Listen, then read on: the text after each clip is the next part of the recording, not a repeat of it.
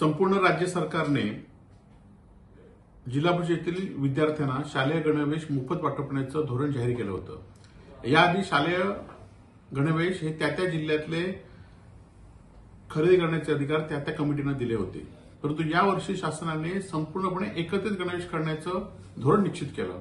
यामध्ये विधानसभेमध्ये सुद्धा चर्चा झाली आणि हे गणवेश लवकर मिळाले पाहिजे, त्याची क्वालिटी। परंतु माननीय मुख्यमंत्री आणि शिक्षण मंत्र्यांनी हे गणवेश 15 ऑगस्टच्या आधी सगळ्या शाळांना पोहोचवतील असं सांगितलं होतं। परंतु आता शाळा जवळजवळ तिसरा महिना सुरू झालेला आहे। उद्या 15 ऑगस्ट आहे। एकीकडे घर घर तिरंगा म्हणायचं आणि मुलांना जुन्या गणवेशामध्ये 15 ऑगस्टला जाण्यासाठी शासन प्रवृत्त करत आहे। त्याचबरोबर एकट्या सिंधुदुर्ग जिल्ह्याचं उदाहरण घेतलं तर 1350 शाळा आहेत, त्यापैकी फक्त 63 शाळांना गणवेश वाटप करण्यात झालेलं आहे आणि अजूनही 31,871 विद्यार्थ्यांपैकी 29,516 विद्यार्थी हे गणवेशापासून वंचित आहेत आणि त्यामुळे 15 ऑगस्ट ह्या विद्यार्थ्यांनी साजरा कसा करायचा हा प्रश्न या ठिकाणी आहे आणि त्यामुळे या शासनाचा आम्ही धिक्कार करत आहोत।